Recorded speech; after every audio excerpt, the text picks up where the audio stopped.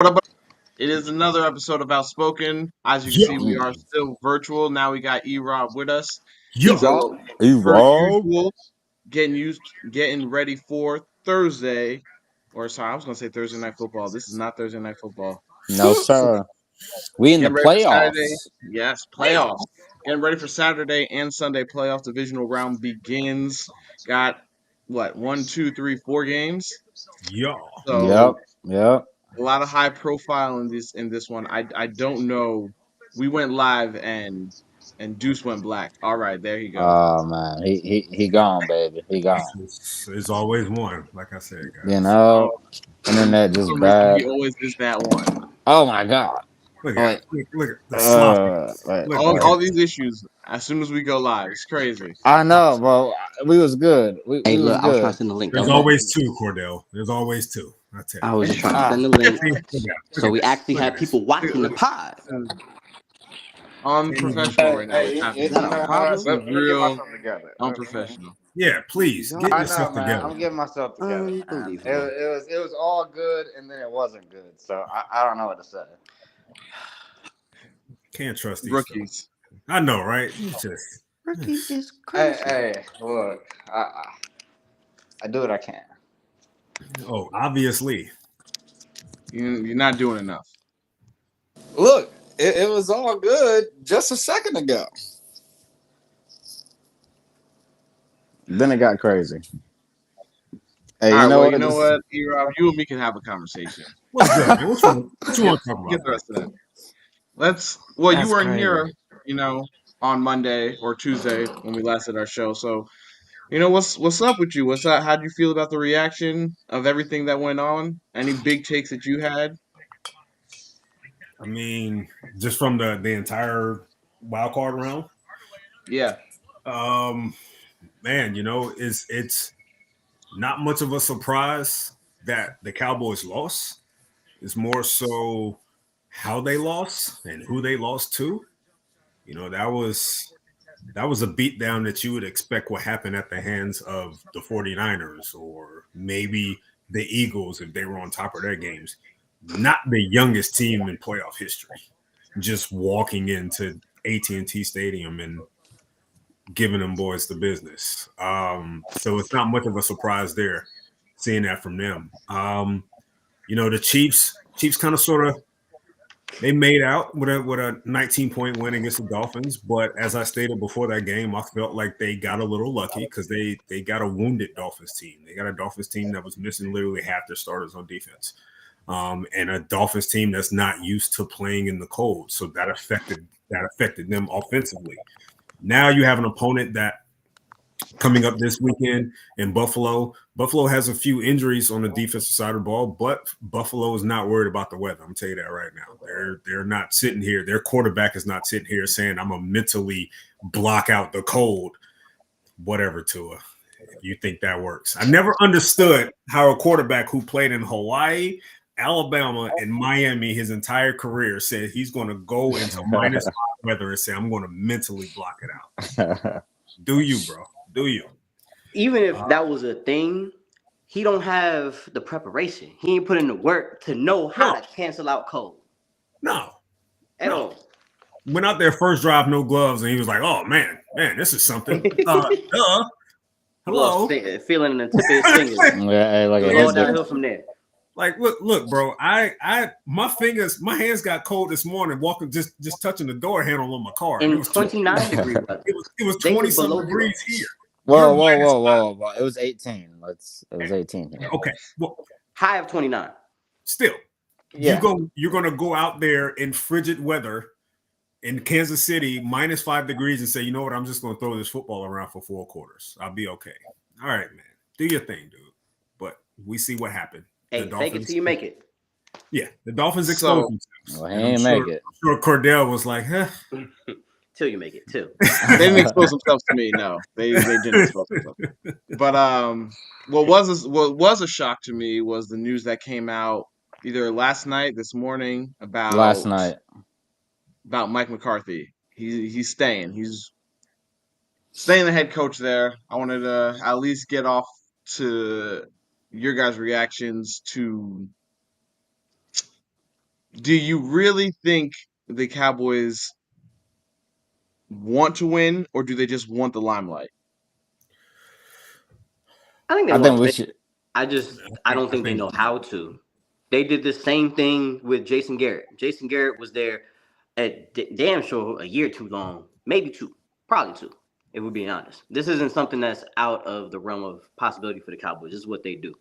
So I think that they see the talent that they have on their team and are like, oh yeah, we got a number one, we got pass rusher, we have a versatile linebacker, we got two pass rushers. You know what I'm saying? We got DeRon Bland, all pro now with Stephon Gilmore. Like you can look at the team and be like, oh, they have the pieces to handle what they need to handle and go out and win, but they don't.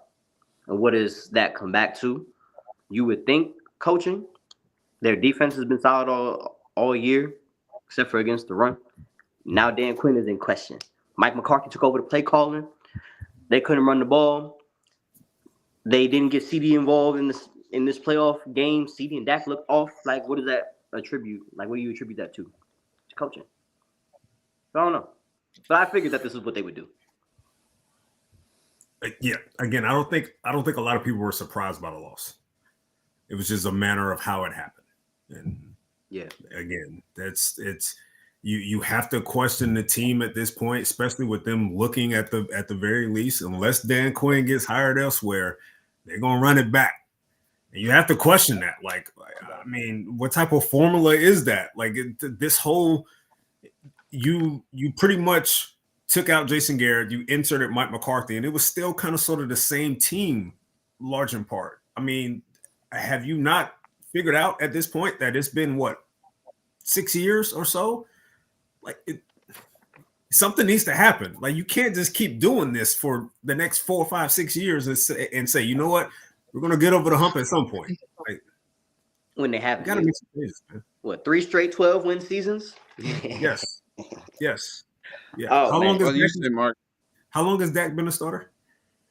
Since 2017. Dak's been in the league for what 8, 9 years now. No, this is year 8 for him. I think he was 20. He didn't remember. I don't think he started his first year, but he did. Yeah, he did. Mm-hmm. So Romo got hurt. Romo got hurt his rookie year. Yep. Wow. Mm-hmm.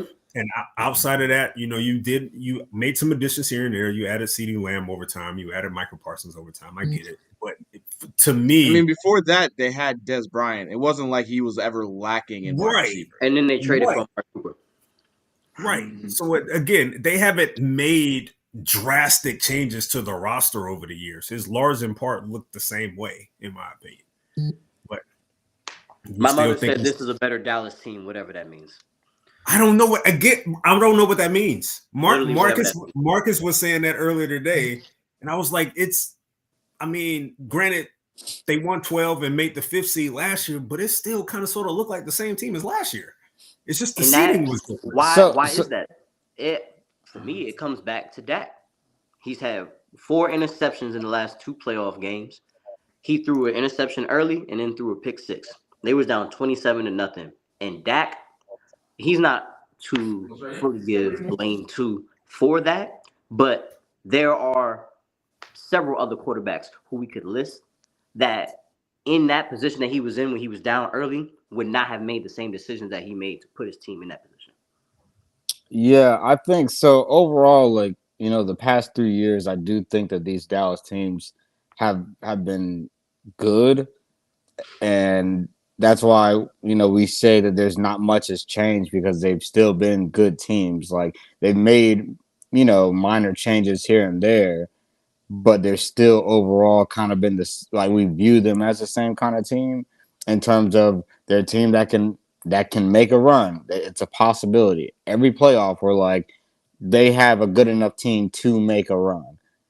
It's just somehow in these critical moments, they never seem to do so. And it's always, okay, they get down and all of a sudden, like things kind of unravel and they're just not able to get over the hump at the end. The last 2 playoff appearances they had before this year, it was, Mike McCarthy, clock management, like Dak not being able to get stuff going at the end of the game. And that's kind of why they lost to the 49ers the past 2 years in the playoffs.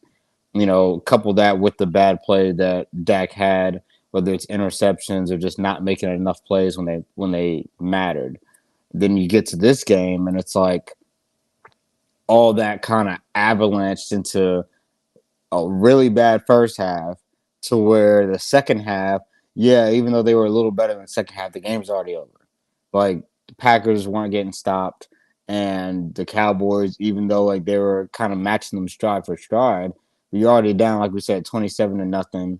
Like even they scored 7, that was barely, like they were kind of given that, because if it wasn't for the penalty, they wouldn't have even had that chance to even try and get back into it and score the touchdown at the end of the first half anyway. So yeah, it's one of those things where you do kind of think like it's a Dak problem, because you want your quarterback to be able to elevate the team past where they're expected to be, and it seems like they always fall short of that. And you can also say it's a McCarthy problem as well. But if you're winning the regular season, you would expect you can win at least a little bit in the playoffs. But they haven't been able to do that. And it's not even just the McCarthy era. It's way back into the '90s where they still haven't made a conference championship. And there have been so many teams that have made a conference championship before them since that time, which is just crazy considering how many good Cowboys teams there's been throughout the past 20 to 30 years. I feel like if I you said already. go ahead, Cody. I'm doing if there's a way I'm trade. I already said that I didn't think that McCarthy needed to go. McCarthy to me is the problem. Dak to me at this point is the problem. I don't know how many times we need to get a new quarterback for Dak to find success. I'm more of the New coach for along Dak? the lines, huh? You said a new coach for Dak? I said I don't need to see another coach come in and try and get Dak to be successful. I got This is his second coach. At this point, if we did see a new coach, I'm going to get to the point where I'm calling him a head coach killer. Head coaches are just going to keep on dropping like flies with Dak as the QB. So to me, I was like, nah, McCarthy could stay. I would rather keep McCarthy and lose Dak. I would trade Dak. If there was a way, if there was a team who would give me a high draft pick, Who's the i.e. team? Patriots, It's Patriots. uh, If the Patriots were willing to do it, no. I would do it in a heartbeat. So And I so would start over with the so Drake May so or the only Jaden. so the only thing though, it's like when we look at teams that are in the top 12, let's just say, of teams that need a quarterback, there's a bunch of teams that are looking for a quarterback. The problem is they either don't have the cap space for Dak, or they feel like if they can get a younger guy that's cheaper that could possibly have a higher ceiling, Yep. why go for Dak when they're not in win now mode? And Yep. also Dak has to approve of the trade. He's got So either way, like I think it would be harder to get rid of Dak. If it was me, I would try and get rid of Dak, but I would also get rid of McCarthy too. I just like clean slate with everybody, but I do think that that's kind of the hard part right now. Is that's the situation the Cowboys I in think where it's harder than a lot of people realize. So I mean, okay, so let's play this game. So let's say there's a team that's a quarterback away. What team? We could use the Steelers for all I care. I was just about to say between the Steelers. We could use the Steelers, right? Why? Let's say My mother also said no. Dak is their franchise player. If you're Pittsburgh and you know Justin Fields is available, why go after Dak? I don't think Justin Fields is available. So he is. I'm gonna let me ask you a question. If he is, then cool. But there's gonna be a lot of people going for him. But if you can't get Justin Fields because the lottery's going on for him, and Dak is somebody who's available, if I'm the Cowboys and I trade and you give me some ones, I would then take that and see if I can trade up in the draft. I would see if the Cardinals are willing to play ball. I would see if the Bears, if they're keeping Fields and they're willing to trade away their number one pick, if I can use those picks that I got for Dak and flip it. Dak gets to be on a playoff team. He would probably approve of it because it's not like he's going to a trash team. And I can take those picks and flip it and move up in the draft to get to where I need to get to. That's just me. I really don't think they can move Dak. I think one of the things is okay, like you say that okay, they would They have to probably trade should. for Dak, right? But determining what Dak's kind of career has been, can we clearly say he's not a playoff quarterback, right? I think that's kind I of don't care about him being a playoff no, quarterback. no, because I only say this to get to if you know that he's not a playoff quarterback, why don't you get a guy in Kirk Cousins that would be cheaper and you don't have to pay to like trade for? I If was just you're about to ask, would if you you're rather, if you were the Steelers, for Like example, at rather this have Kirk point, Cousins or Yeah. Dak? at this point, I'm thinking I would rather have Kirk Cousins because at the end of the day, in the playoffs, they're the same person. So if I'd you rather not have to trade picks and have a guy that would be cheaper than Dak without having to trade anything for. if you're Pittsburgh, what has he done in the postseason that shows you he can get you over a particular hump? Talking about Dak, Yes. and my mother says we're making her drink. Good. That's what we're here for. Tell her I'm already drinking. Don't threaten me with a good time. Like if I'm the Steelers, there's nothing that he has shown me that says, you know what, if we acquire him, we're a much better team going forward, especially in the postseason. So I only say it because to me, I think Tomlin's the best coach in the NFL, personally. So I think that Tomlin with Mason Rudolph can get to the playoffs. Tomlin with Dak should at least get me to a conference championship. Most likely, he can get you to a Super Bowl. How? That's just me. Yeah, He's never even taken the team that he's on to the conference championship. What makes you think he's going to take yours? So you're Like valuing coaching over He's talent. Mike Tomlin. Yeah, like and I get Mike Tomlin is a phenomenal coach, but I think that it doesn't really matter what your coaching ability is in terms of this, because if Dak is still playing bad in the playoffs, but you're just not going to overcome it. Like, was it the lack of quarterback that got them beat in Buffalo, or was it just not having anything defensively to stop the opposing team? I think it was Mason played okay. It was a little bit of both. It was a little bit of both. It was a little bit of both. Played okay. Like, but he started off terrible. Mason played better than Dak did. But I'm saying he played terrible in the beginning, and that's why they were down 21-0 to begin with. No, that defense couldn't stop it. That defense couldn't do anything. But didn't he also put the Bills in good field position just to start the game regardless? He didn't start bad. There were turnovers that happened. Like he had one interception in the first half. Yeah, one interception. Freiermuth had a turnover. Pickens had that fumble. And Freiermuth had a win. Yeah, so those it was the entire offense that was an issue. I want to point out just Mason. Mason did throw a red zone interception, so that's a big thing. But to me, I don't know what it is, but people Shout who out play to Elam also usually getting run over earlier in that drive and then coming back getting that pick.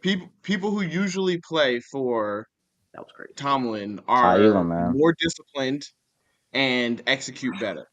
I don't know if as long as they have the talent. Like Pickett, he ain't got the talent. I don't know what you want to say. Yeah, because Pickens is so disciplined as a wide receiver. No, I said Pickett. No. But you said players play for Tomlin are disciplined, and I'm like, they haven't looking been at his top two receivers right now. Sorry. Yeah. Except for the wide receiver position. I don't know what it is about that position. Okay. Oh yeah. So they just leave this. That's you attributing that to. Let's see. Pickens, Deontay Johnson, Antonio Brown, Martavis Bryant was an issue. Chase Claypool. You want to keep going? Yeah. Juju. They got a wide receiver problem. Juju. Does that do all of those issues stem back to the quarterback, Antonio Brown? No. Those issues stem from Tomlin letting guys be themselves. Yeah. But when it comes to receivers, but when it comes to receivers, them being themselves are the divas that they are.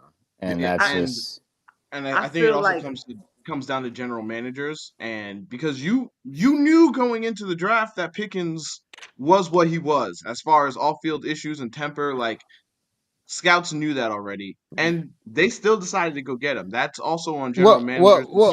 But to be fair though, the Steelers, the way that they draft is they would rather they've gotten to a position where especially with wide receivers, they draft with talent, and they figure that Tomlin can, lead them in the Most right men. direction. Yes. And it's like it happens with every position is cool except for receiver.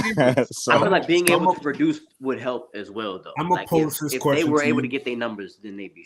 I'm gonna pose this question to you guys individually. You insert Dak into Pittsburgh. Mm-hmm. Are they better than Baltimore? They're up there with Baltimore for me. Oh God, they could be Baltimore. They're up there. They could be Baltimore. They could. They could beat them. The only reason why I say they could is because they've beaten them before in the past few years without a great quarterback, and that's just because the way the rivalry is. Like okay, that's just that. Given the way the rosters are right now, are the Steelers a playoff team next year with Dak? For sure. Yes. Absolutely. I mean, shoot, they made the playoffs this year. They are, to me, they are Super Bowl contenders. Yes, let's keep in mind Burrow's hurt. He ain't there. Let's say Burrow's healthy next year. We're still saying I don't care. I mean, they beat Burrow this year without a quarterback. They're not Super Bowl contenders. Not like, and the thing is, like the difference is, I think Robinson is like when it comes to the AFC North, the Steelers have more success because I feel like they know those teams so well that for some reason they end up winning these games that we feel like they should not be in. Like that's the only reason why they even make the playoffs is because they do well in the AFC North. I think we're putting too much faith in the Dak. I think it's not Dak. It's not Dak. I'm saying you're saying if Pittsburgh gets him, now they're Super Bowl contenders. So you have to okay. I didn't say that. I just said that. And I did. And I'm saying my thing is there's too much faith in him. Me personally, I think how he played is truly feeding into what Cam Newton said several weeks back. And it's just something about the spotlight for this guy. And I don't know if you take him out of a locker room in Dallas and put him in the locker room in Pittsburgh, that all of a sudden it's just going to click, is the light is going to cut on. I think this dude is not, I don't think he's ready for the limelight. Maybe the regular season, but the postseason is different. I don't think that changes if he's in Pittsburgh. That's why the expectations and the pressure is just as high in Pittsburgh as it is in Dallas. Yeah, and like expect him to do better just because of coaching. Dak has to have that in him to go and make plays. Exactly. Players gotta make plays. Yeah, there's only so much Tomlin can do. I think with Tomlin, if he went to the Steelers, I think Dak would be like capped off at the AFC Championship. Like I don't think they can get to the Super Bowl only because like I think that when we've seen it to where their defense has played well, and it's just him. They haven't been able to get over the hump against the 49ers. And I'm like, okay, well, if that's the case, if you put him in the Steelers situation, and it's the same situation where he doesn't play well, but the defense, does what they have to do, they won't get over that hump because we know the AFC has Mahomes, Burrow, Jackson, and Allen. They could probably win one game in the divisional, but I just don't know if they could get past the championship with that style. And then this past week, Marcus, to your point, this past week showed if your defense is failing you, Dak still isn't good enough to elevate the team and say, "Hey, I got it. I'll win this on my own." So there's two back-to-back postseasons. We've seen two different scenarios where Dak still has to make plays, and he hasn't been able to do it. Like, think about it. In the past few AFC championships, we've seen guys make plays to get their teams over the hump. It's been Mahomes the past few years against Burrow and Allen. It was Burrow over Mahomes when they came back in the second half and won that game. Like, I feel like in the AFC, it was Stafford. Like in the AFC in general, like it's way harder because we know that these quarterbacks are better than the ones that are in the NFC. So if he can't do it in the NFC, I can't expect him to do that in a harder AFC with the quarterbacks that they have to go through, rather than the NFC where it's like, okay, you have the 49ers, but that's kind of been like the main team, He and can't then the even Eagles. he can't even outdo Brock or Jordan Love. This isn't let a Dak alone conference. let Yeah, alone him having to go through, I don't know, a gauntlet of Mahomes, Lamar, and Josh Allen in the play just to get to the Super Bowl. yeah, that's It's not tough. about Dak though. The way that y'all are describing it, y'all attributed Tomlin's coaching to having the defense ready if Dak messes up. But Y'all are we've already still seen. saying that Dak could mess up, right? No, yeah, Like, yeah. I mean, let me ask you a question. What was the Cowboys' ceiling for y'all this season? NFC Championship. NFC Championship. So Super again, Bowl. the expectation for the team with Dak leading it doesn't change. What y'all are attributing the coaching affecting is the defense being able to overcome Dak's potential issues. But Dak is going to be the same player in but either the fact, system. but With the the way issue with y'all describe it. the issue with that, Eric, is that that's not always going to be a guarantee in the AFC. There's your defense is more likely to give up a game to Mahomes or Josh Allen, and in those situations, you're going to have to put up points. There's been I'm times. with you. So then Dak Yeah. the ceiling should not be AFC Championship if that's the case then. No. I say the AFC Championship because I'm like, okay, if Dak performs well in the regular season, and let's just say they We do what get he's been doing. yeah, and let's just say they get a one seed or a 2 seed. Like I feel like with a Mike Tomlin Steelers team, they can make it to an AFC Championship just based off of having home field and stuff like that. And with Mike Tomlin, I feel like they can make that. But I feel like a Super Bowl will never be an option because, and if he can't do it in the NFC, he definitely can't do it in the AFC. And it would be more so on coaching that gets him to the AFC Championship than Dak Coaching getting their them to it. defense, That's not what I'm coaching Dak saying. though. It would be Yeah, coaching Dak. but Dak but is, so but I you're wouldn't saying have. that if Dak, you're literally just described what Dak did this year. He played well in the regular season, and he did what he always do. That's literally the No, same but situation. You're saying what you're saying is either you're saying that Tomlin is going to make Dak better, or you're saying that their defense can overcome Dak's issues. Those are the two Well, no, options. yeah, It's not but going to what be I'm the same thing we because brought the up the AFC last has better Wait, competition. one at a time. One at a time. we brought up the last two postseasons and how there were two different instances. Last year against the Niners, the defense brought it. And it was a point where it's like, hey, Dak, just make one or two plays and you guys can win this thing. He still couldn't do it. This year, postseason, your defense is non-existent. Dak, we got to put this on your shoulders, man. You got to carry us to win. He still didn't do it. At least in the AFC with Josh Allen, I've seen Josh Allen win a playoff game where his defense is not clicking. I've seen Joe Burrow do the same thing when his defense I'm not trying to put Dak in that category either. His defense is putting him in position. He gets sacked 9 times, but guess what? He makes a key plays on the game-winning drive to win the game on the road. Like I haven't seen anything like that from Dak. I'm just saying, for me, it's not going to change. Yeah, it's not. That's why I said they can't be Super Bowl contenders. You just can't. I don't even think they can be AFC Championship contenders. Can you go further? No, because I would have them lose. I would have them losing in the AFC Championship. So right now, I'm saying they're not going to get there with that. I want Cordell to go further into that. Why he feels they would be Super Bowl contenders with Dak under center.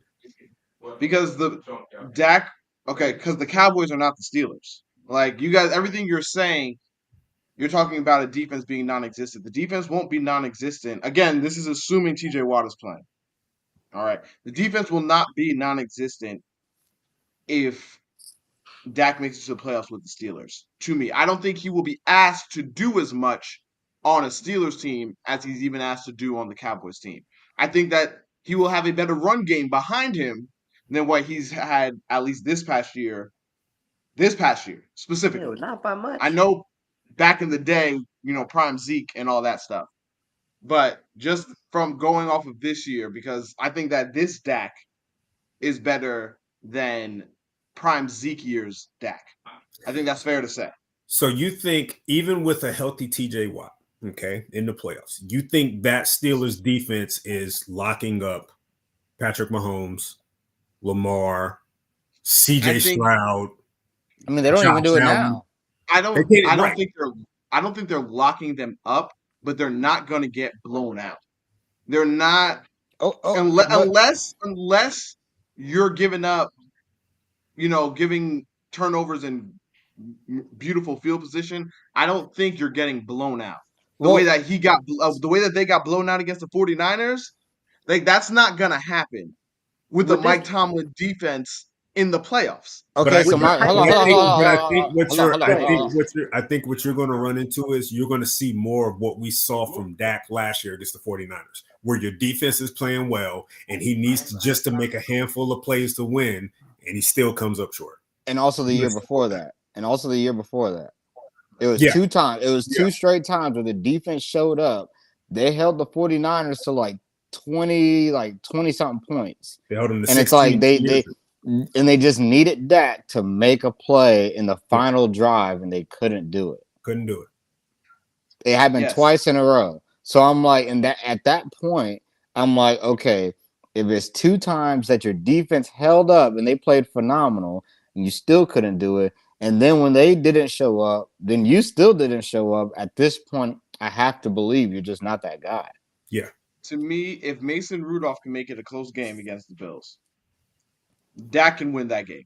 Mason Rudolph played better than what Dak did. He played better than what Dak did.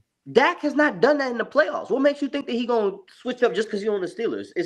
You think Tomlin's going to make Rudolph Dak ain't never done it in the playoffs, right? But he did. But that's what we're saying, though. Again, it's like, okay, so the fact that Mason Rudolph didn't, Dak didn't, says what? That Tomlin can bring it out of him. Tomlin can make it happen. It's Tomlin. Steelers would not be no damn Super Bowl contender because of Dak. No. I'm sorry. If they're a wild card team with no quarterback, I think they are contenders for a Super Bowl with an actual top 10, top 12 quarterback. Dak is not a top 10 quarterback in the playoffs. He's just not. Were the Dolphins Super Bowl contenders for you this year? No, because when has he ever played like a top 10 quarterback in the playoffs? It's not Mike Tomlin. There's only 2 times. It's only 2 times when he played the Green Bay Packers and Aaron Rodgers early in his career, and then last season when he played the Buccaneers. When has he ever played?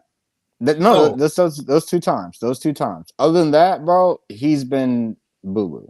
So take that out. 14 touchdowns, 7 interceptions.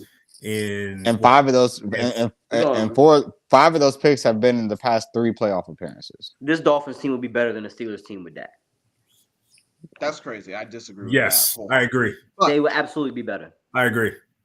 Absolutely. I absolutely disagree. The Steelers defense will be better, but not by much. And the Dolphins offense is explosive. I would absolutely take the Dolphins over that Steelers team. Dak is starting to look because if Dak is on that, if Dak is the quarterback, then you're going to say that offense is explosive as well. You're going to say like Dak with Deontay Johnson, Pickens, Fairmount, Najee Harris, and what's his face in the backfield. You're going to sit here and say that this offense is explosive as well. No. I think they will. Dolphins running backs.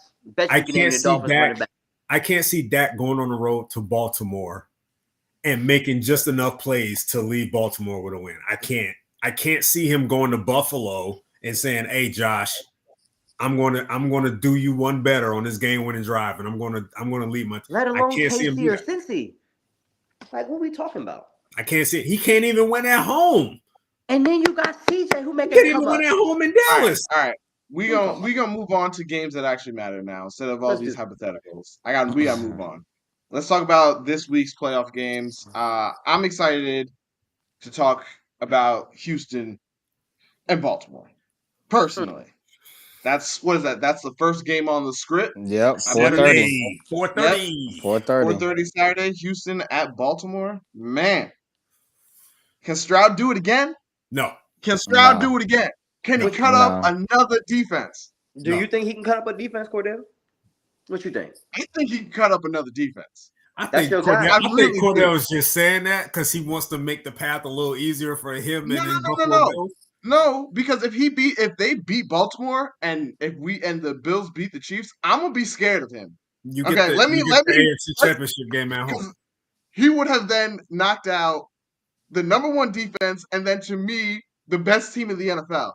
If he does something like that, I'm not playing games. And there's a chance too, because the Texans defense, I don't know if I'm choosing them, but I'm excited to see this game and see how he performs in this one because he already went above my expectations. by beating the Browns in the manner that they did, dropping 31 on them. So in this game, I'm excited. I want to see what he does. I give CJ Craig. CJ played great against Cleveland. I get it. But man, were they spotted 14 points. Like it's just you just handed Cleveland. I mean, you just handed Houston 14. Flacco They just had to leave before that though. But you still dropped 31. You by yourself, you on the offense, dropped 31 on the number one defense. That says something. And he had to leave before that. that.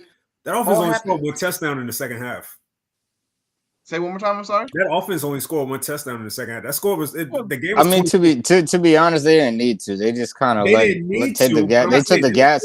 I think they let off the gas. I really do. They took the players out the game.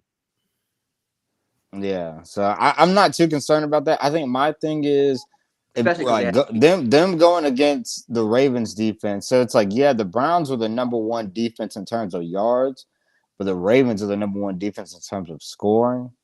And I know like they played each other in week 1, and it was not a great game.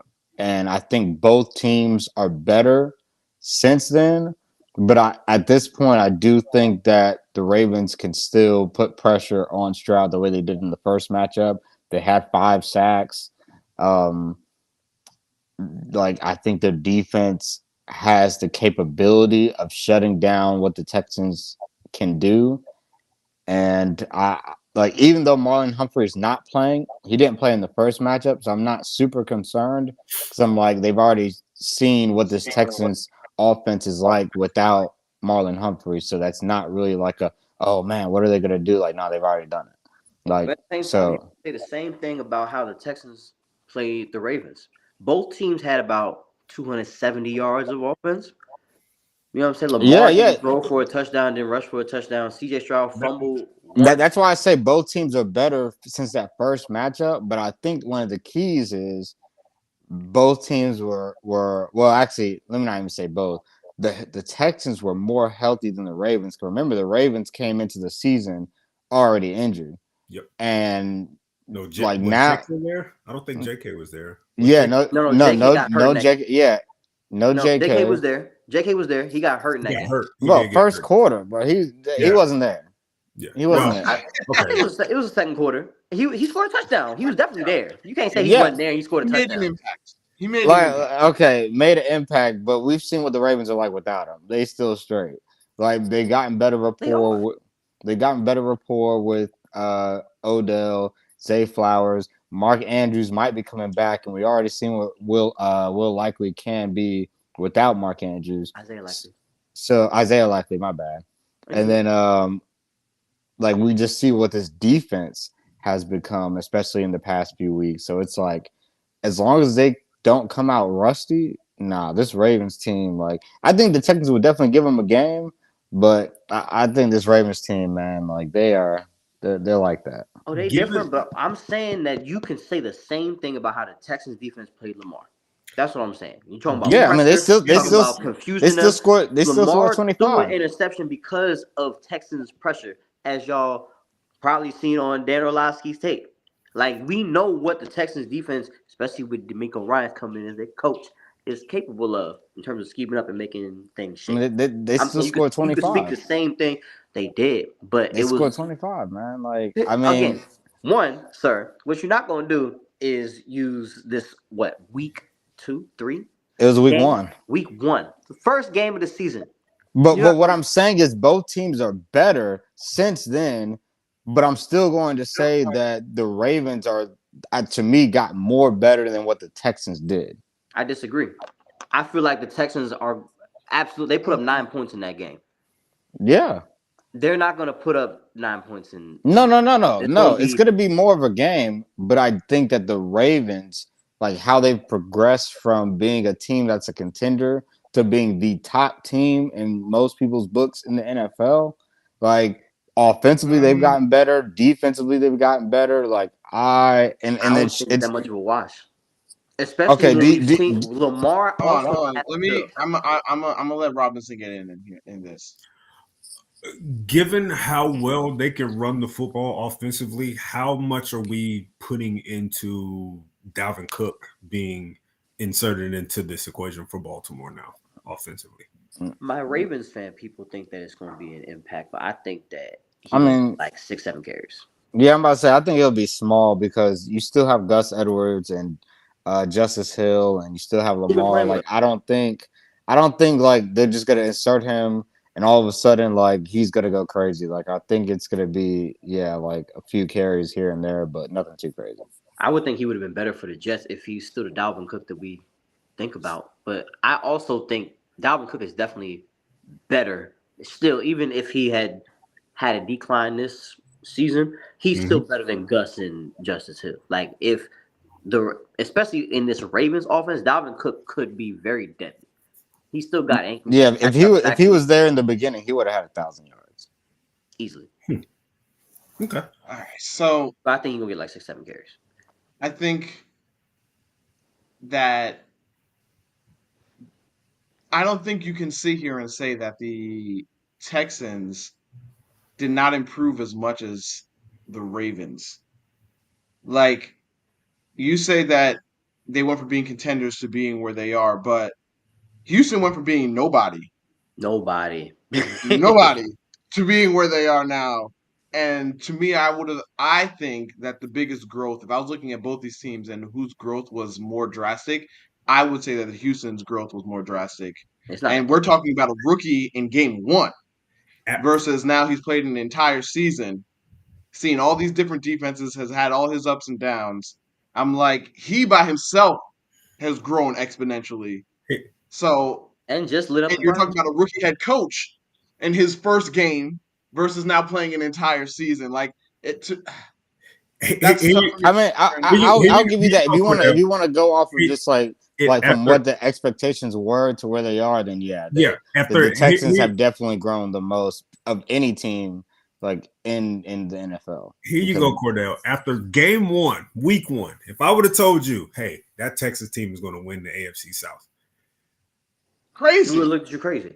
Exactly. Crazy. But if I would have told you, hey, that Ravens team is going to win the AFC North and be the number one seed, you would have been like, oh, okay. That's what I said. That's what we thought. Yeah, right. Like it's just Well, it is what I exactly thought. So I guess you're right.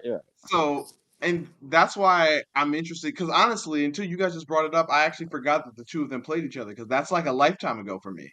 I wasn't even thinking about week one that these two teams played each other. So now I will say that there are some advantages for Houston. Marlon Humphrey not being there, the way Nico Collins has played over the course of the season, the way he has evolved over the course of the year, I would not be surprised if Nico puts up 100 yards on him. To be honest with you, I don't think there's not a no. I'd be surprised. And the only reason why I'm surprised if CJ can get protected, I don't think there's a corner in Baltimore that can cover him one-on-one. No. The reason why I'm not surprised is because we've seen good wide receivers against this Ravens team, but I think a common theme is they've been able to have their safeties help to where, and they haven't needed their safeties to have to cover down and help the run all the time. So to be able to have that advantage because their linebackers are so good and their defensive tackles are so good, I think it's kind of helped. Because when you think about the Ravens, we don't really see receivers going off on them. The only ones that we can remember is against the 49ers. But the thing against the 49ers is, the receivers went off. Ayuk and Kittle did. But he also forced 4 interceptions because, okay, you're going to throw it a lot, but you're going to get that work. And then obviously the Rams did. But those are the only two teams. If you can keep CJ protected, I think CJ can make a couple plays in this game. For sure. Without Marlon being out there. I mean, that's why in the first matchup they needed those 5 sacks. Yeah. All right. So who y'all got winning the game? That's exactly where I was about to go. Ravens. Man, that's my fault. I got excited. Ravens will win, but I think I definitely think Houston gives them a fight. Like I think it'll be a game where it's like Ravens win by 10, 31-21. Like a late score to kind of sort of to seal the game. To seal it. Yeah, that sounds about right. Where you going? If Lamar is regular, the Ravens win this game. If Lamar has more than 2 turnovers, I got the Texans. If Lamar is regular, Oh, okay. He's just I mean, What is Lamar. even regular? just like I just need to know my what bad, regular regular. because Okay, so if because Lamar yeah. has one touchdown, whether passing or rushing, and no turnovers, I think that the Ravens are going to be fine. They're going to run it down everybody's neck, win in the trenches, Paul. Win in the trenches, do what they normally do, handle their business. Lamar just needs to not turn the ball over, pick up first down, play good situational football, and the Ravens will be straight. Man, I'm trying to figure out if I want them to be my dogs this week. That's what I'm trying to figure I thought out. about it. I think Are they I have gonna be another my dog as well. dog? I have another dog, so I have another dog. But Oh, I definitely wouldn't be surprised if the Ravens lost this game. But I think if the Ravens win this game, they're going to the Super Bowl. I'm I mean, I have them in the gonna Super rock. I'm Bowl gonna. regardless. So I like how you caught yourself there, I got distracted because you want to pop off camera and whatnot. Uh-huh. All right. You caught yourself. So My bad. I'm gonna go ahead. I'm gonna ride the hot hand here with the Texans. You I'm gonna better. say that they're my dogs for the week. They're gonna be My my dogs. dog. Lord have My mercy. dog. I tell I you. don't. Again, yeah. this is just a gut Didn't feeling you pick because the Ravens remember to I go to had the Super Bowl? huh Didn't you pick the Ravens to go to the Super Bowl? AFC No, Championship. he picked the Bills. Yeah, I got the Ravens Bills in the AFC Championship. But I'm going against it again, just like I did last week with the Cowboys. I went against it, and I chose the Packers as my dogs. I'm gonna choose the Texans this See, week as my look, dog. man. See, y'all be going against y'all preseason picks, man. I Yeah, just want to throw it bro. out there that I picked against the Cowboys to lose in the wild card. It was just to the Commanders, not the Buccaneers. Oh, But here we go. I did All right, have the Cowboys here losing we in the go. wild card. I just want to throw that out there. All right. So Okay. yeah, I'm gonna go Whatever ahead that's worth. and I have again. I have no. This is just a gut thing because my mind is saying Baltimore gonna win this game. I'm literally just like, you know what? If I have to choose of these four teams between I don't even call the Chiefs an underdog. So that to me, Bills Chiefs is a pick 'em. At least that's the way that everybody has it. So I'm not even choosing to take it. So to me, the only three underdogs are So that Texans, means y'all Packers, going and for the Bucks. Bucks. Texans, Packers, and Bucks. Those are the three underdogs to me. So if I have to choose which one's gonna be my dog this week, I'm gonna put my faith in CJ Stroud, and I'm gonna say I that like that's that. gonna be my dog. So that means y'all going for the Bucks. That's your dog. Nope. That's my dog. Or we'll see. All right, here we gonna find out because we go into the Saturday night matchup right We already found after out. Okay. our Texas Houston game. We go into Packers at 49ers. Jordan Love had himself a hell of a game last week, just like CJ Stroud. So can he do it again? Can they knock off them Go San ahead, dog, Francisco man. 49ers? Nah, What you bro, got to we say about good. Jordan Love? Nah, bro, we good. Brock and the Come on Niners now. advance. Brock and the Niners That's advance. Man, we crazy. good. Queez, you start this off. We'll get to Yeah, the man. 49ers So, fan. I take it back to obviously last week. Packers were phenomenal. Jordan Love, as much time as he had in the pocket to make some of these throws, as well as him being able, when there was pressure, still get the ball out and get it to the receivers to make plays. Like, I just think that that's going to carry over. And honestly, I look at when you look at Jordan Love and the Packers all season, he only got sacked 30 times, which is one of the least all season among quarterbacks that started Talk to him, at Marcus. least 15 games. Mm-hmm. So if he's able to get, time in the pocket, and the way that he's been since week 11, where he's thrown for 21 touchdowns and only one interception. And if we look at the 49ers, when they had that 3-game losing streak, what was the issue? They couldn't get pressure. How long was it? So if that's that was before or after the trade deadline. Which one? Let the man finish. It was after the trade deadline. But what I'm saying is No, Packers, that was before the trade deadline. No. Yeah, I'm saying it was before the trade deadline. But regardless, they couldn't get pressure. And if they can't get pressure against the Packers, I think Jordan Love will keep this crazy hot streak that him and the receivers have. So I think they'll be able to run the ball with Aaron Jones back. And I got the Packers, man. Like, they're upset city. Picking Green Bay. Oh, Picking man. Green Bay.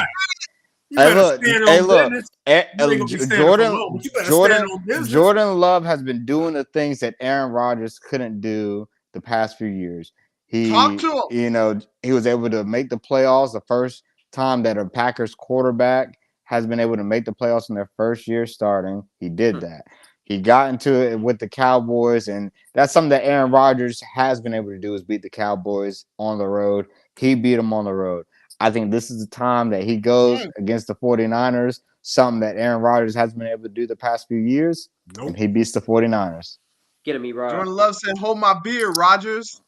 Hey, look, he said he the new man in Green Bay. Get him, E-Rob. That non-alcoholic beer. He ain't drinking on nothing. Get him, E-Rob. Come on, stop playing, man. This is a different team. You know this is a different 49ers team. You bring up what happened before the trade deadline, and we saw after the trade deadline, this is a completely different 49ers team. Just ask Philly. Ask Philly how much different this team is now. I don't think Philly's the greatest. Well, to be fair, but Philly was broken by who? To be fair, when Philly spirit. When the 49ers couldn't get pressure on the Ravens, what happened? They lost. Go ahead, finish E-Rob. I got you. Go ahead. That's one blip. That's one game. That's the only game you can point at where they didn't get consistent pressure. The only game. One game. So was it a pattern, or was it just like, hey, it's a blip? That's all. I'm just saying, when they don't get pressure, they usually lose against good teams. You can't say they formed a habit. It's one game. I mean, two things. One, during that losing streak, they had no Trent and no Debo. I feel like if you're attributing anything, having the protection for Brock Purdy to make decisions and having Debo, the weapon that he is, the best of his kind, to do what he do. He can get reverses, get slants, get D-balls, break tackles, got the agility, put him in open space. You know what he do, right? Adding those back to their offense, they're a completely different team. And two, the Cowboys couldn't run the football. The 49ers will absolutely give Christian McCaffrey the ball. What they can do, Eric. And I don't know what the Packers are going to do with Christian McCaffrey, because nobody has really been able to figure out Christian McCaffrey. That's the difference for me. I think it's the running game. The Packers have not seen the balance in this playoffs. So when they get hit with something different, we got to see how they act. Because the 49ers going to bring it. They're going to have Trent. They're going to have Christian McCaffrey. They're going to have Debo. The versatility going to be there. Kyle Shanahan's scheming is going to be there. The Packers, I don't think that they are – I think that it will be a okay game, but I think the 49ers win by double digits. I think they cover whatever spread that they have. 9. Am I gonna have 2 dogs this week? I don't even know. Marcus got me swaying now. Go ahead, step out there. Go ahead. I don't know. I dare you. You feeling that good? Hey, look, the one thing, the one thing that I do want to, the one thing I do got to add though is if the pressure and the pass rush wasn't that big of a deal, they wouldn't have made that trade that they did. And then for 2, I think that they could just be greedy. I think that the Vikings, who is also in the NFC North, they were able to stop the 49ers, even when you say, okay, they didn't have those guys. But it's like, I think they can still replicate what they did even with those guys. Because at the end of the day, the Packers defense has played phenomenal the past 3 weeks. They played phenomenal the past 3 weeks. So, I mean, yeah, past 3 weeks. Granted, let's kind of sort of paint the opponents that they've had the last 3 weeks. They had a Vikings team that was starting Nick Mullins. Okay. They played a Bears team that was surging in the second half of the season. They played a Bears team that was inconsistent offensively all year. And whoa. Let's say the second half of the season, they were 5-2. They were better. They were 5-2 the second half of the season. They were better. They were still inconsistent.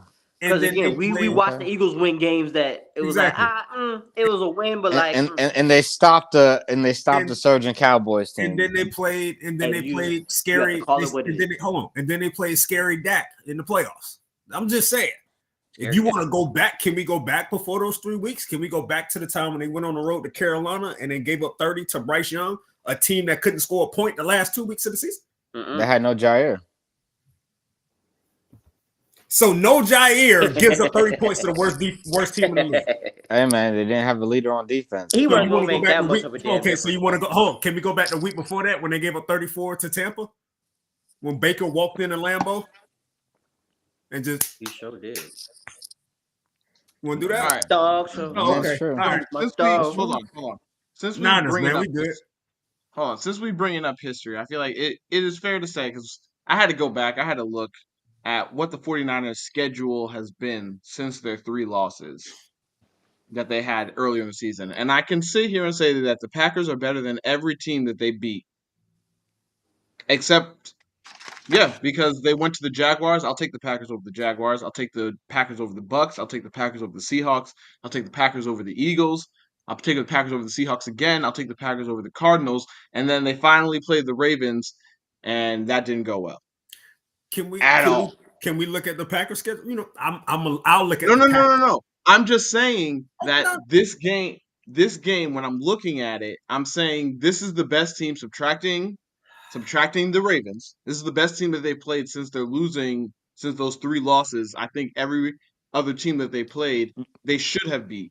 They should beat this team as well. We know the Packers have been surging in the second half of the season. The Packers have been surging. Go back. You say surging, but it wasn't that long ago. It was barely a month ago when they lost on the road to the Giants. It was less than a month ago when they lost at home to the Bucks. It was less than a month ago when they almost lost on the game-winning drive to the Panthers. It was not that long ago that we were looking at this Packers team like, man, what the hell going on over there? But it's not Jordan Love's fault. It's the defense. And the defense has gotten better the past 3 weeks. But they gotten better against who?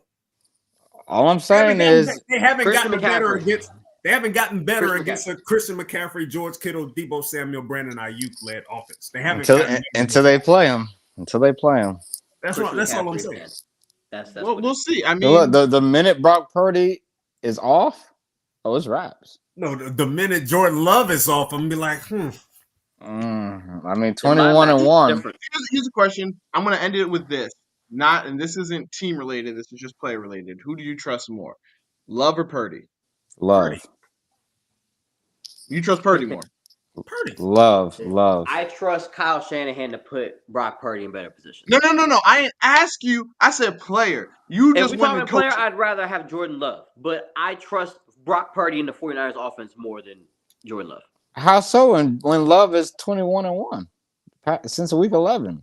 Because the 49ers offense, the way that you see how you're not talking about player. I said the player. You bring it up. Absolutely not talking about player. We're talking about quarterback. Because this offense Brock Purdy, you have to talk about him in the context of how their offense functions.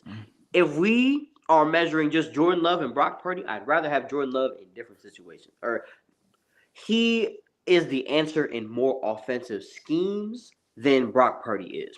I feel like Brock Purdy, we know the 49ers have a fetish for whatever Jimmy G prototype quarterback that you have working. Putting Brock Purdy in their system is better than most things that can exist. So you think that Purdy's going to have a better game? See? That's the question. Again, what was my answer? Christian McCaffrey is the answer. I don't put this game on Brock Purdy. So then you should say that you trust Love more than Purdy, and that's it. No, you trust Purdy because Purdy has a year and a half. Purdy has a year and a half in this offensive system, and he just said he trusted McCaffrey more. Like I'm saying I trust Purdy because Purdy has a year and a half in this offensive system as well as an entire postseason to play with. Granted, the Packers look great the last few weeks. However, that offense didn't really take off until the middle of December. Let's be honest. It didn't. It was stalled a little bit. It was a little early. I mean, they had no running back. It was stalled a little bit. Look at what they did on Thanksgiving versus the Lions.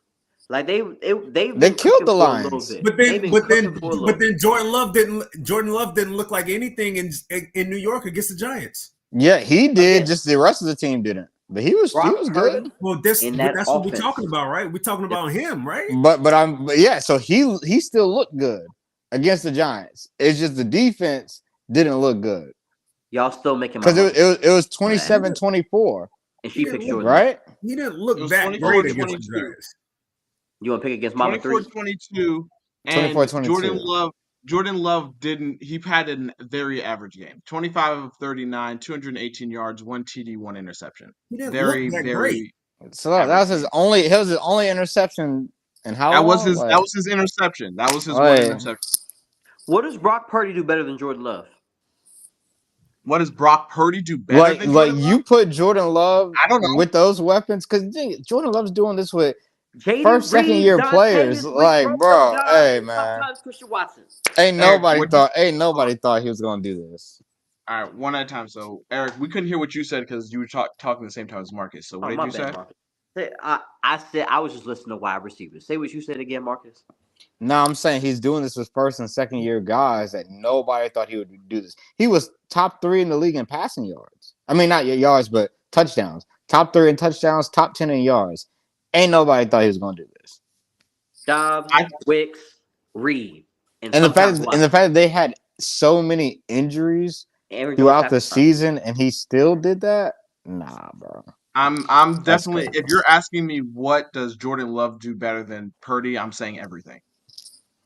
No, yeah, everything. The question was, what does Brock do better than Jordan Love? Nothing. Nothing is saying. Okay. Nothing. What's the? I'm sorry. Doesn't have to though. That's the thing. He doesn't. That's true.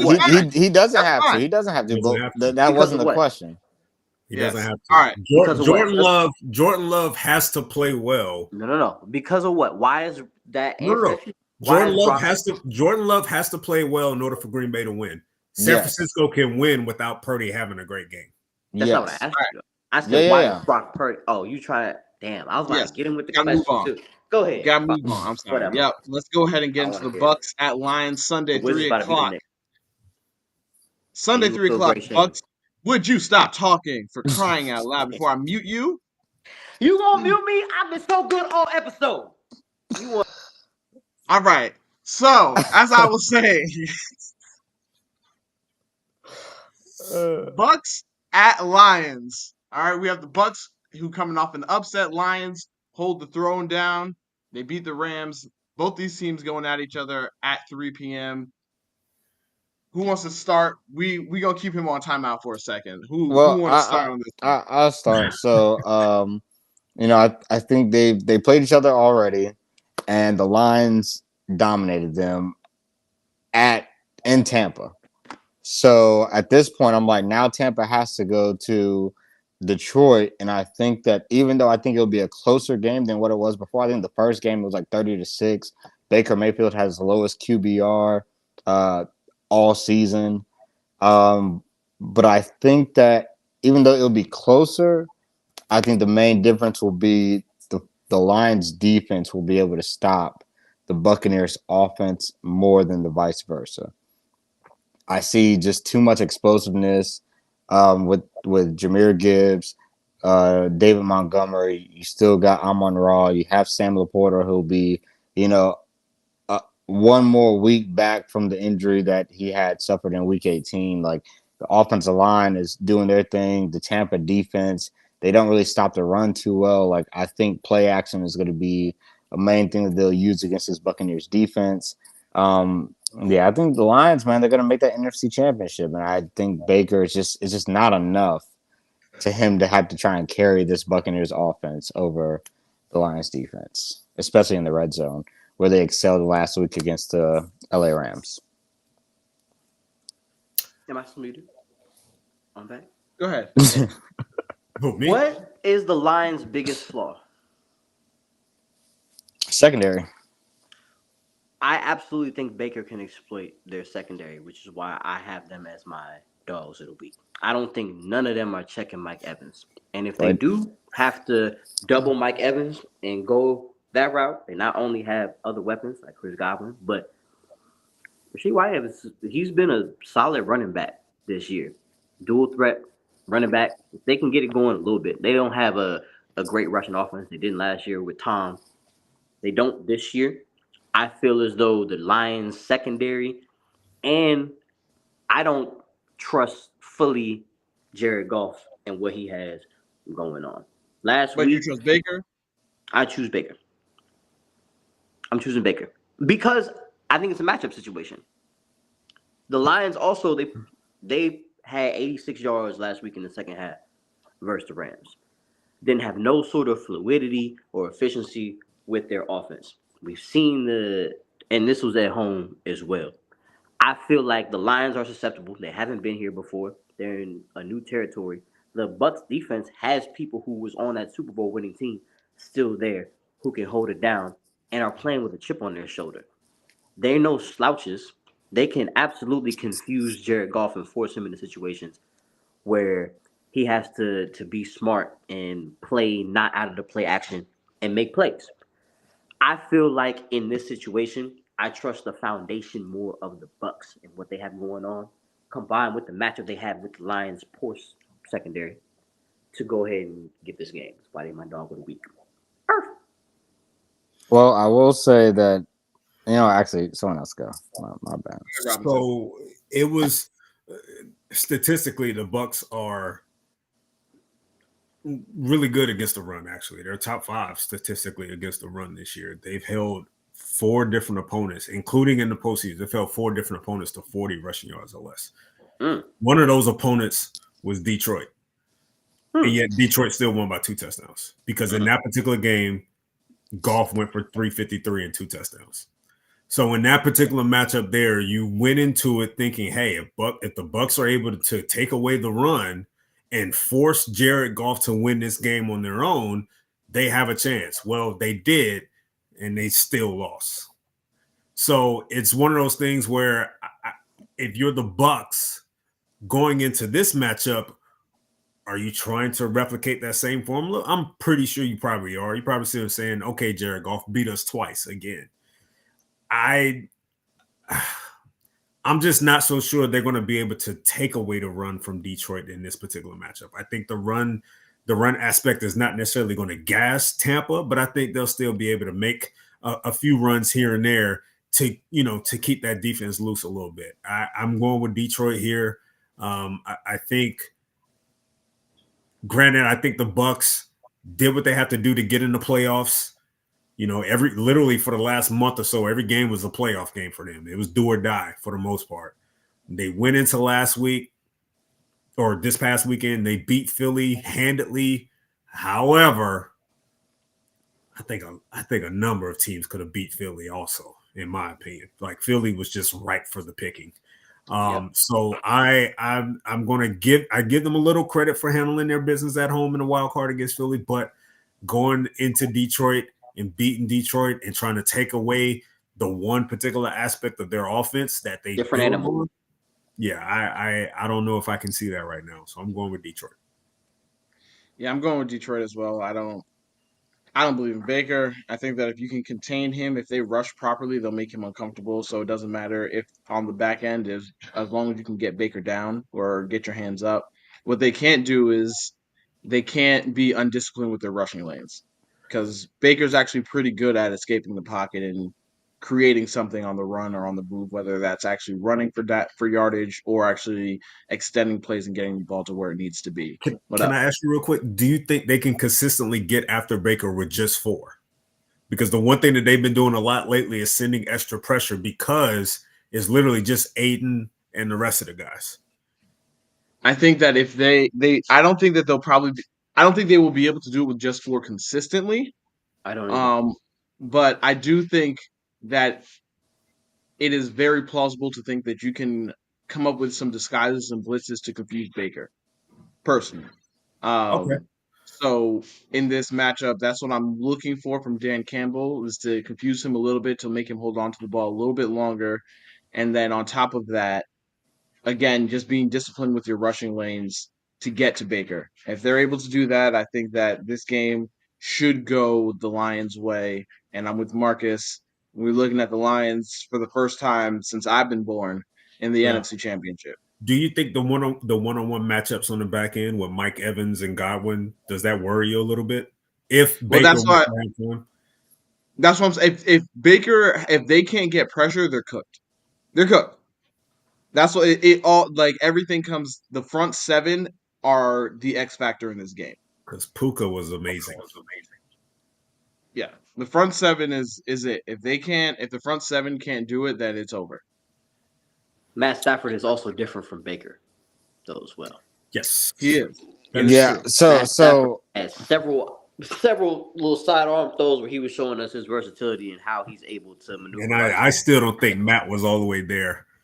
for the rest of it, for the duration of the game. I think he had a concussion. I think they kind of sort of just scurried him out there a little bit because it's a playoff game, and yet he still was able to make plays. It was pretty fascinating. That man's I think that the Lions were able to control Baker in that first matchup, and now you get him at home instead of being on the road. I think it just serves better for them. Also, with C.J. Gardner-Johnson also being back, and he was not there for the first matchup, I think that helps the Lions as well. And then plus the Buccaneers offense on the road, they're in the 20s in the NFL in terms of yards per game and things like that. So and passing yards per game. So I'm like, they don't do as well on the road than they do at home. So that also makes me feel like, okay, the Lions have a better chance at containing these guys rather than, if they had to go to Tampa again. Also keep in mind in that first matchup, Amon-Ra went off. He had 10 catches in that game for well over 100. 12 catches for 124 and a touchdown in that particular game. So Amon-Ra was able to be himself, and I don't know if Tampa can match up one-on-one in the slot against Amon-Ra right now. Like that's just honestly, in that first matchup, Jameson Williams had a few big plays too. I think that was his. That's his first time. I think that was his first time back. I think that was his first game back from the suspension. One catch, one touchdown. Yeah. Well, 2 catches, 1 touchdown. Yeah, but. So watch out for him, and he's been getting more involved in the offense, and then plus Samuel Porter being Samuel Porter, so they're gonna have opportunities. Y'all make great points. I don't think this would be a Samuel Porter game though. It would have to be an Amon-Ra and the other receivers. No, but he'll just be a factor that they have to watch out for, and that's gonna open up space. They definitely got to watch out for everyone else. I don't think Samuel Porter will be a factor in this game. Hey, he scored a touchdown in the last one. Let's get to the last game of the evening. Primetime divisional rematch between Bills. Chiefs at Bills. I've been waiting all day for Sunday. Guys. Yeah, Bills. Word? Bills. Hell, this is the opportunity for the Bills to beat the Chiefs. I don't need to go into depth with this. I don't need to go into depth with this. Cordell already knows how I felt about this Chiefs team all year. I did not believe in this Chiefs team. They looked funky all year. They still look funky on the latter half of the season. Now they have to go on their first official road game under Mahomes in Buffalo. Granted, they looked a little different last week. Yeah, Rashid was able to make a couple plays, but you know what? Kelsey dropped a few too many passes for me. I think he had like 3 drops in that. It was like negative whatever. He's been doing that all season. I don't know. Right. That's what I'm saying. So the biggest issue of theirs has carried over the entire season, guys. It's found its way into the postseason now, where even his number one option is dropping 3 passes in the first half. That is a problem. And now you want to go on the road. You want to go on the road and you want to do this now? Like, I don't trust it. And granted, they beat the Dolphins. I get it. Cool. But they got lucky. If they would have got Buffalo in round 1, I think they would have lost. Or competition. If they would have got Houston in round 1, I think Houston might have given them a game. They got a wounded Dolphins team. So they got a little lucky in that one. So right now, I'm going Buffalo, man. I think they handle business at home. I also I want to say Buffalo. I really do. It's really what Josh Allen gonna show up. That's really what it is. We know the spectrum. Y'all could beat anybody, Cordell, and y'all could lose to anybody. Y'all, you understand what it is. It's really a matter. Like, we could say all of the right things. We know what the Bills' offense has been. We've seen an overachieving James Cook and his rushing offense. We can get James Cook the ball in whatever situation, and he put him in open space, put him between the tackles, put him outside the tackles. You know what I'm saying? He's handling his business. Josh Allen ran homeboy over for a touchdown last week. Showed a little wiggle. We know what Josh Allen is. He don't slide. He gonna run through you. They gonna show up on offense. Stephon Diggs has a point to prove, a chip on his shoulder. We have all the check marks. Y'all's defense is a little beat up. I was trying to find a positive to speak on y'all's defense. I guess the safeties are there. The D-line is there. D-line and safeties, they healthy. And the safeties that D-line is fairly intact, and I think they're the difference. And linebacker. For me, the difference is Josh Allen. If Josh Allen doesn't turn the ball over, even if Josh Allen has one interception and that's his only turnover of the game, I still think that the Bills win this game. Josh Allen has to be like buns, garbage, for the Bills to lose this game. That's where I'm at. And I don't think that he's going to do that. I feel like all of the trials and tribulations, I feel like the focus is going to be there. But again, I'm not basing this on anything. It's just based on feel. Like we gonna get whatever Josh Allen gonna show up. But I think that Josh Allen gonna do what he needs to do, which could literally just be one turnover, 2 touchdowns, and the Bills gonna win this game. Yeah, I'd say that, I had the Chiefs making the AFC Championship, but I had them at home at this point. So since they are on the road, I'm going with Josh Allen and the Bills. I feel like this is their year to finally beat Mahomes in the playoffs. Even though the injuries are there on defense, I think that what Robinson attested to with the drops, I think that with the Chiefs being more vulnerable than they've ever been in this Mahomes era, I feel like this is the time for the Bills to show up and be like, hey, with all the fans, just the crowd energy, obviously the new play caller and Joe Brady, James Cook being what he's been doing the past, honestly, second half of the season, them being able to play without Diggs being a focal point of the offense, but then still being able to get him the football the past few weeks in critical situations. I think that this is the year for the Bills to get over the Chiefs hump and make it to an AFC Championship for the second time in Josh's career. So I'm going with the Bills. I don't think it's going to be because of them being on the road, though. I disagree with that being your lead point. I feel like the way that the road situation has been explained, and it's been Mahomes hasn't played a game on the road. I don't think that matters. I don't. No. It matters for the Bills, though. It matters for the Bills to me that they are at. But it don't affect the Chiefs. No. But I'm saying it's better for the Bills. I'm giving them the Bills an extra edge. No. It's just the Bills an extra edge. The crowd stadium for them, being around their fans and having that moment, because everybody knows it's a big moment against the Chiefs because they haven't beaten the Chiefs in the playoffs. So to have about home advantage, though, it affects the offense, the Chiefs' offense. I don't think that it's going to affect Mahomes in the communication. No. But the Chiefs' offense, like I said, we've seen them, like Robinson pointed out, they drop passes. They've been underwhelming. So I feel like if this is going to be the moment, it's all this is going to culminate into that, to where it's the Chiefs just aren't what we're used to Chiefs to being. I got you. That makes sense. They wouldn't be showing us nothing new. So let's get into the nitty gritty. What's the nitty gritty? The nitty gritty. So yes, this is shout out to Durs. All right. Don't make me. I don't want to mute you again. I don't want to. I said one sentence. Go ahead. Look, this is gonna be Mahomes' first time playing in Buffalo with fans. That means nothing to me. It means zero to me. No, that should mean something, because every time you played the Bills, it has been with your fans, and the only time you played them was during the pandemic when there were no fans in the arena.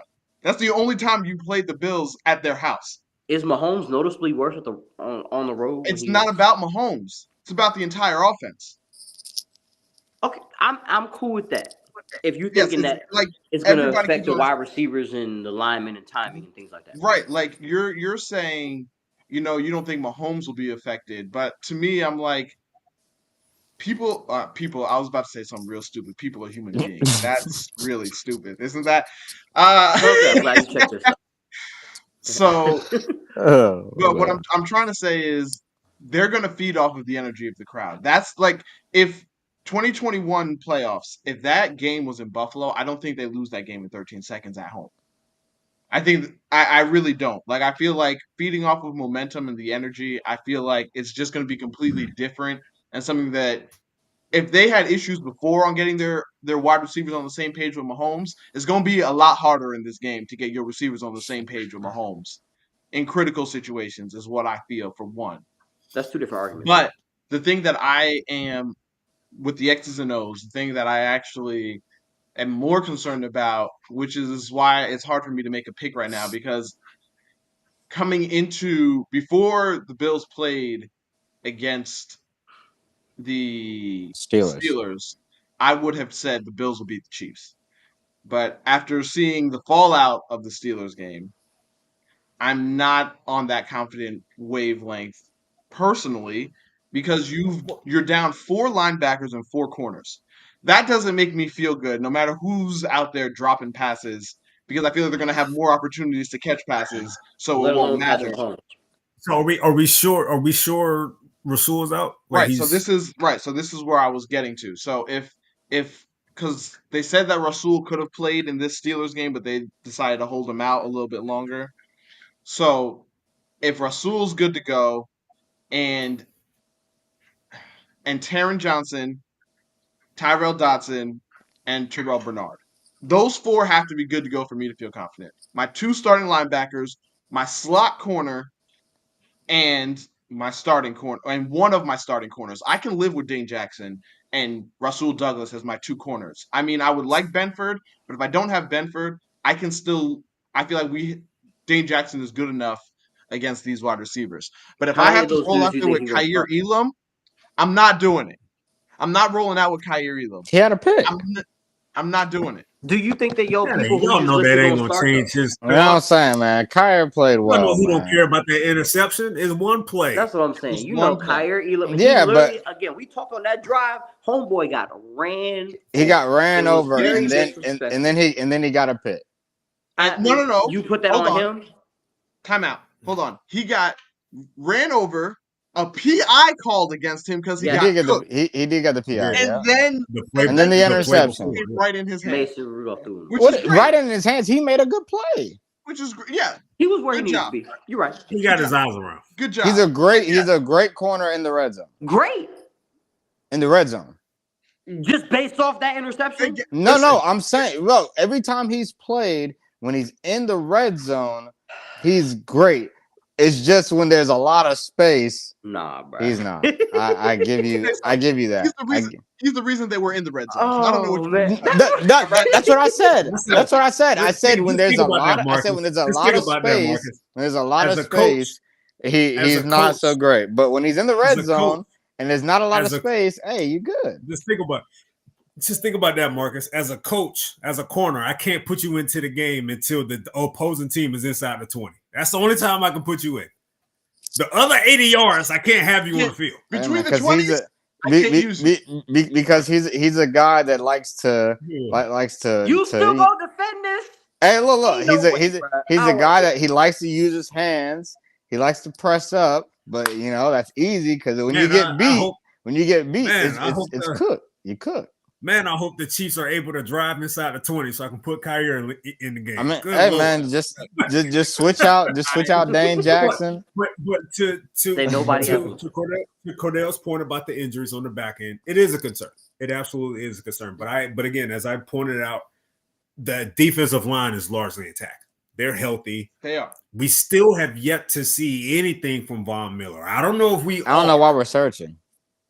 Well, I'm not saying we're searching, but I'm saying if there's ever a player that can say, you know what, I'm gonna get 2 sacks today. Could he though? Like, is he still that guy, bro? Like, we don't know. I don't think so. It's a 1-game season. I don't think so, bro. I think it's beyond him.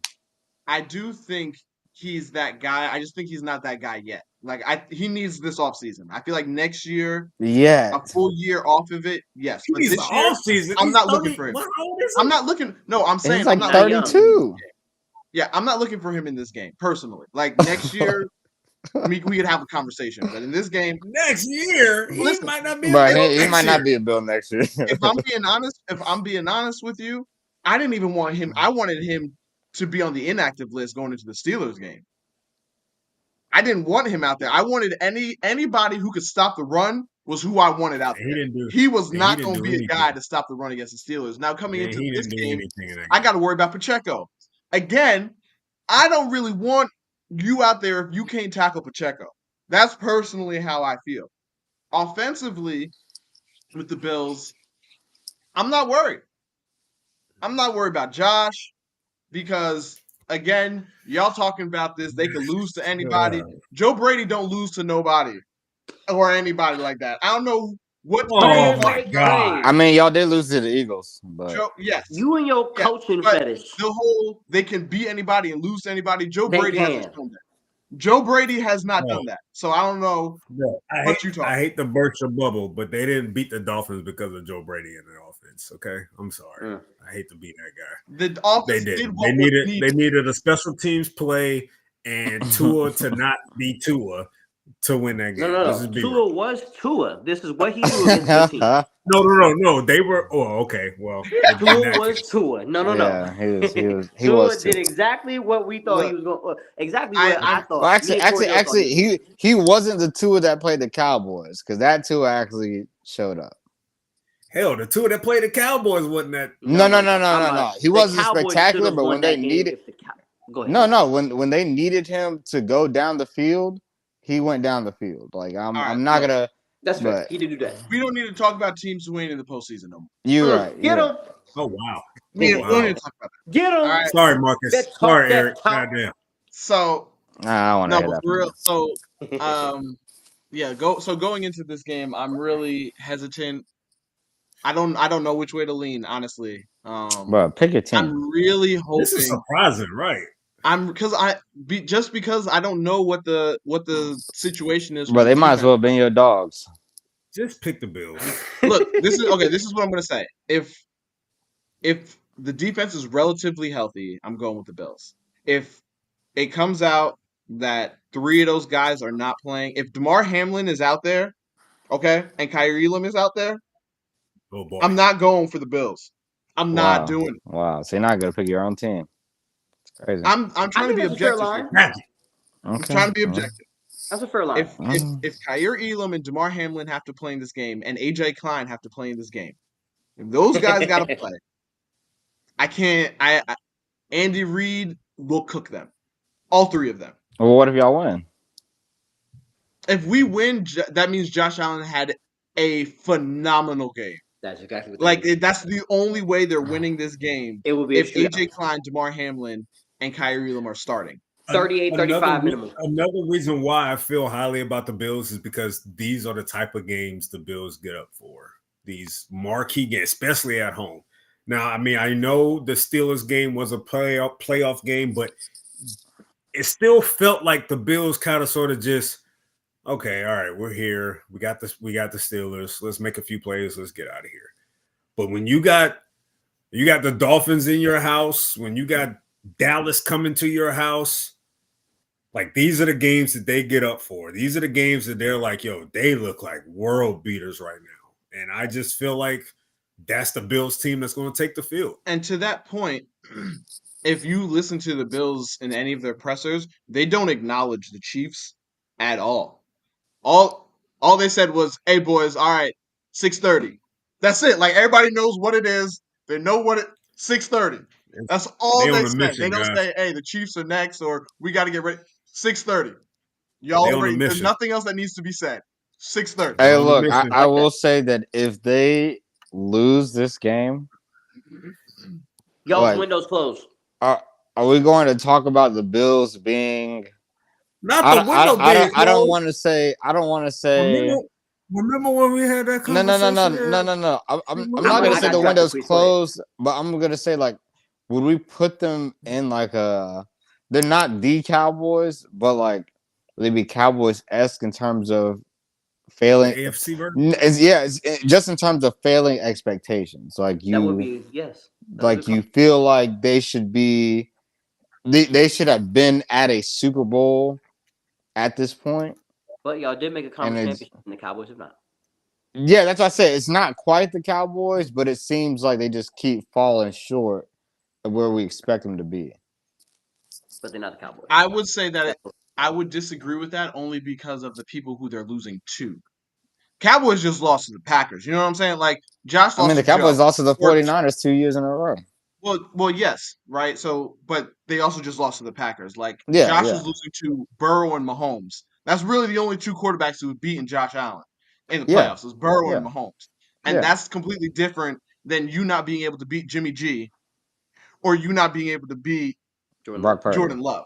That's two different. Brock Well, Purdy. no. Well, I and Purdy, even a rookie quarterback, yeah. Right? Like that's completely different than going up against those guys. So I wouldn't go to that extreme at this point.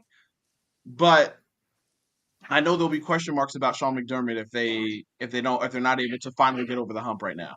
Well, because I only think that because it's like you're losing to elite quarterbacks, but you also have an elite quarterback. Is when I brought this to the table back in July. I still disagree. Well, no, I still don't think the window is closed.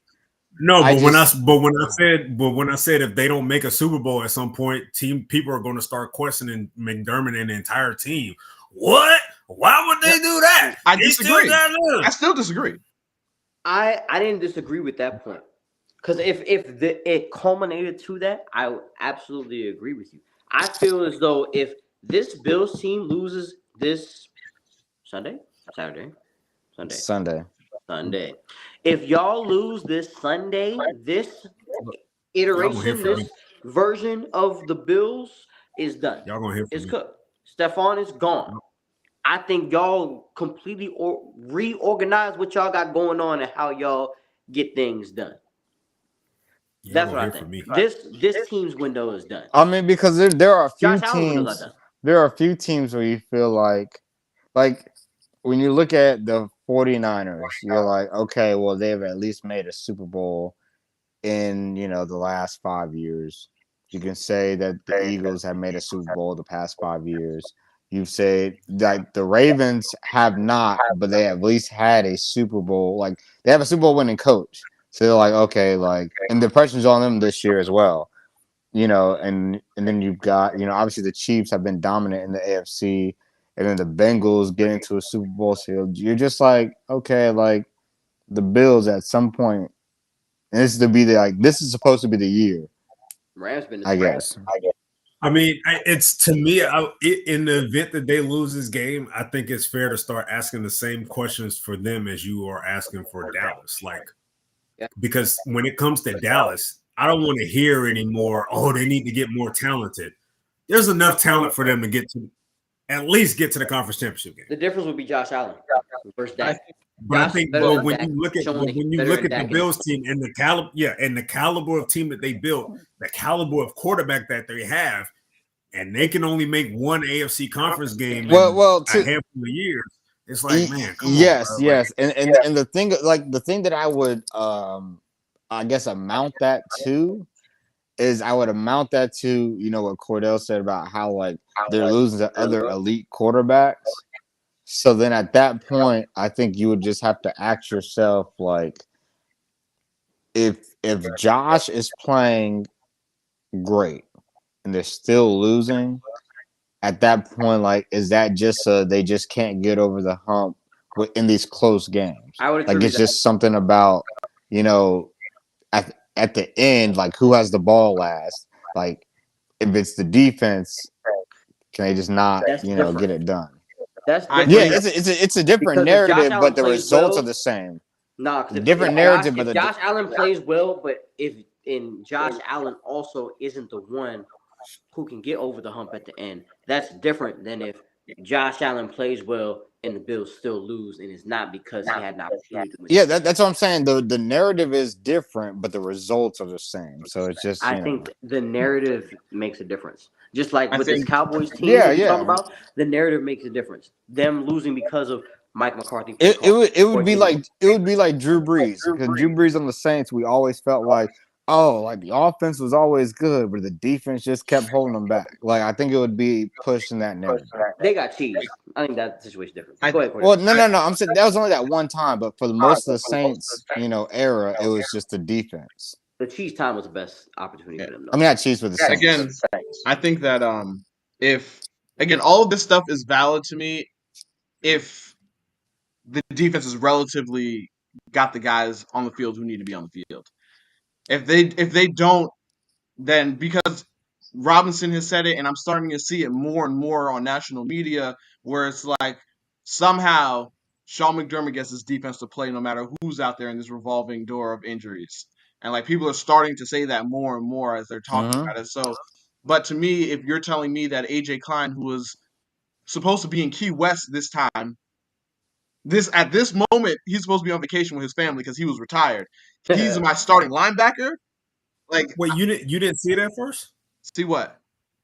You said you're starting to see that the point that I made about McDermott just No. being able to get everybody. I've already seen. I'm saying people are national attention is starting to be like, wow, like people keep on going down, but for some reason he's still getting this defense up and ready to play these games. And so that's why I'm like, if they lose this game and it's because all these players are out, I feel like people won't say anything negative about the Bills, really, if it's because the defense didn't do it. Now, if Josh is out here throwing picks and all that, that's going to be a whole other conversation. But if it's like, dang, this like when the Chiefs played the Bucs in 2019, right? And we were just sitting here like, God dang, like this defense is cheap. Like they are slicing through them like cheese. Like if that becomes the situation in this game, nobody's gonna say Josh Allen this, that, and the third. They're gonna say this defense was depleted at this point. It is what it is. Like they couldn't stop a cold. Yeah. So it really just depends on who's playing and also what Josh Allen's performance is to end the game. He's only had one bad playoff game, really.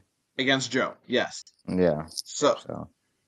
But all right, I'm gonna have to close this thing out, especially because my computer said that it's not gonna last much longer. So mine. I'm almost done.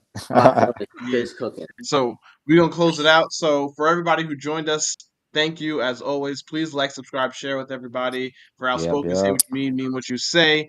This has been a great time on a virtual call. Next time we meet with you guys will probably be virtual again. It'll be Monday, 7 o'clock, the aftermath of the divisional round. So until then, I'm Cordell. Marcus. Deuce. Rob. All right, you guys take it easy, be breezy. Thank you again. Be safe. It's